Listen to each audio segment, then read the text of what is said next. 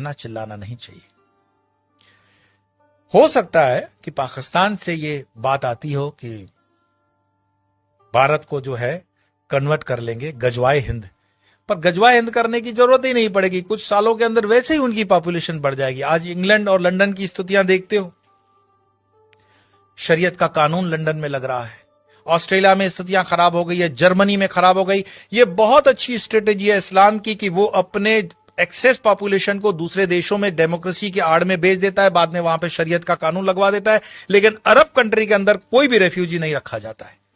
मैं एक रिपोर्ट देख रहा था बीबीसी की, शायद बीबीसी की रिपोर्ट थी, जहां पे सऊदिया का जो वर्टिकल शहर बन रहा है उसमें कई गांवों के लोगों को मरवा दिया उसने, ऐसा आरोप है उन पर। तो वहां तो मस्जिदें हटाने में भी वो सोचते नहीं है, और यहां पर हिंदू भीख मांग रहा है कि जरा मुझे कृष्ण का मंदिर दे देना, जरा मुझे ये मंदिर दे देना। हमारे साधु संतों ने जो समाज के लिए काम किया, समाज उनके साथ भी नहीं खड़ा है। क्या आपको पता है कि आयुर्वेद के नाम पर भारत देश के अंदर जो फार्मेसी काम कर रही है वो मुस्लिम द्वारा चलाई हुई भी कई फार्मेसी हैं, और उनके 500 प्रोडक्ट्स हैं। रामदेव को सपोर्ट नहीं करने का कारण यह भी है। हमदर्द का एक टॉनिक है सिंकारा, उसको प्रमोट करते हुए कम्युनिस्ट पार्टी के कुछ नेता कहते हैं कि यह शक्तिवर्धक है। उनको पूछो तुम्हें कैसे पता चला यह शक्तिवर्धक है, कोई लेबोरेटरी टेस्ट है? एलोपैथी के कंपैरिजन में जो रामदेव बाबा को कहा गया था कोरोना के कंपैरिजन में, वो चीजें सब पर लागू होनी चाहिए। क्या आपको पता है सोनू निगम जैसा कलाकार जो पिछले कई सालों से फिल्म इंडस्ट्री के अंदर बेहतरीन आवाज दे रहा है, उसने जब खुले से कहा कि इस अजान के कारण मुझे तकलीफ होती है, इंडस्ट्री में उसको काम मिलना कम हो गया, क्योंकि बॉलीवुड की इंडस्ट्री आज भी इस्लामिक फंडामेंटलिस्टों द्वारा डोमिनेट है।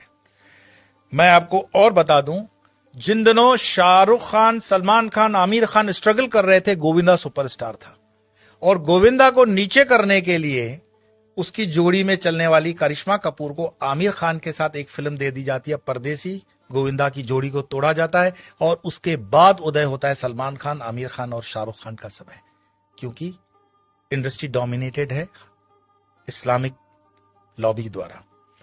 ऐसे कई मैं आपको उदाहरण दे सकता हूं, लेकिन मुख्य बात क्या है?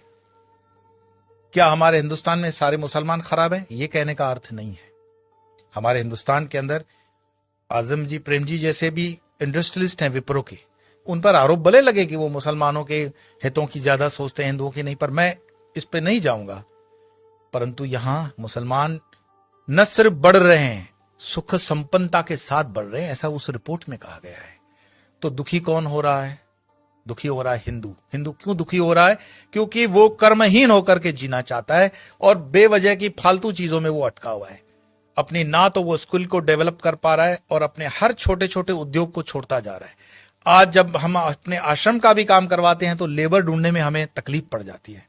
देश के अंदर कोई बेरोजगारी प्राइवेट सेक्टर में नहीं है, लेकिन कोई रबिश होते हैं जर्नलिस्ट जो अपना खीसा गर्म करने के लिए, जनता को गुमराह करने के लिए अलग अलग रिपोर्ट्स देते हैं। देश के अंदर आज भी उतना ही रोजगार है, अगर युवान ठान ले तो बहुत कुछ कर सकता है, लेकिन जो आप जगह खाली करते हो वो दूसरा आता है। गुजरात के हाईवेज पे एक पूरी होटल्स की चेन है, वो चेन चलाते हैं चेलियास कम्युनिटी के लोग। चेलियास मुस्लिम कम्युनिटी है और उनकी इतनी यूनियन होती है कि उसमें दूसरा कोई होटल नहीं खोल सकता हिंदू। मैं पूरे गुजरात हाईवे की बात कर रहा हूं, नेशनल हाईवे नंबर 8। साल में सिर्फ 2-3 दिन ये होटलें बंद होती हैं। आपकी ताकत नहीं है कि इस इलाके में कुछ काम कर सको, और उनके होटलों के नाम जो रखे जाते हैं इतने मिसगाइडिंग होते हैं कि आपको पता भी न पड़े कि ये हिंदू की है कि मुस्लिम की है।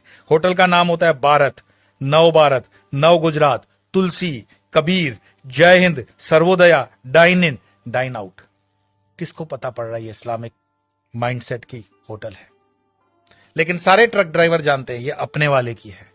लेकिन हिंदू को इतना बुद्धि नहीं होता कि ये किस होटल में जा रहा है, क्या खा रहा है, क्योंकि जीवन भर हमने हलाल खाने के लिए ही ठेका ले रखा है।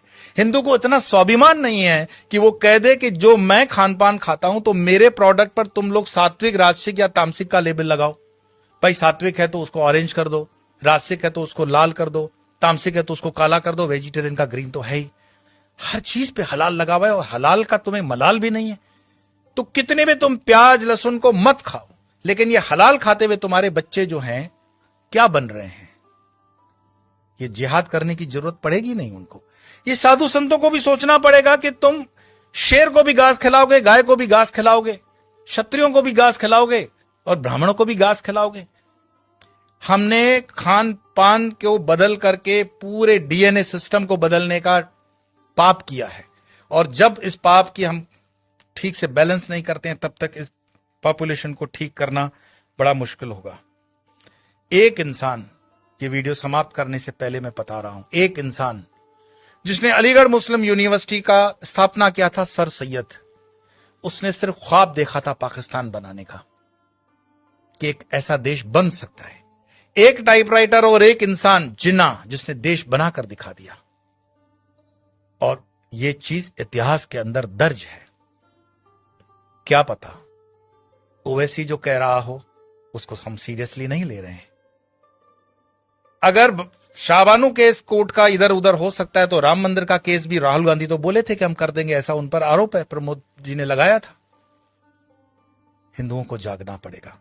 कोई शंकराचार्य फिर से आए ना आए इसकी कोई गारंटी नहीं है। शंकराचार्य जी की जयंती जन मनाने से सिर्फ इतना ही मैसेज मिलता है, उत्तिष्ठ जागृत प्राप्य वरानी बत, उठो जागो, अपनी जवाबदारी लो। कब तक दूसरों के कंधों पे रहोगे कि ये तुम्हारी जवाबदारी लेगा? और धर्म का काम चेतना जगाना है। बाकी ये मेरा वीडियो मरे हुए लोगों के लिए तो है नहीं, चैतन्य लोगों के लिए। और चैतन्य जो सुन रहे हैं उनको लगता है कि आगे 2-4 चैतन्य है तो फॉरवर्ड कर देना, और मरे हुए लोगों को वीडियो देखने के लिए मैं कोई आग्रह करता ही नहीं हूं। आपके भीतर आपका सनातन जागे, भारत जागे, हिंदुत्व जागे। इसी प्रार्थना के साथ इतना ही, कल फिर मिलेंगे।